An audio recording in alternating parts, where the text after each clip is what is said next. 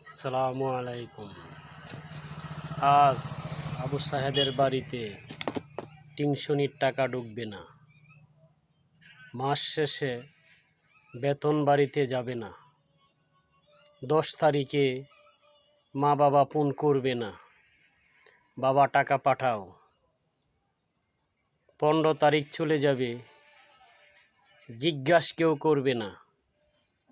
20 তারিখ চলে যাবে, জানতেও কেউ চাবে না।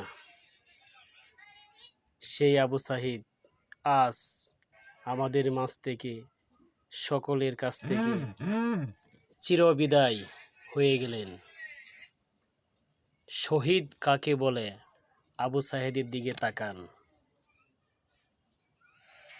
কিভাবে দেশ রক্ষার জন্য সে তার জীবন সামনের দিকে এগিয়ে দিল এবং একটি গুলি খাওয়ার পর দ্বিতীয় গুলির জন্য সে দুহাত টানা করে মেলালো।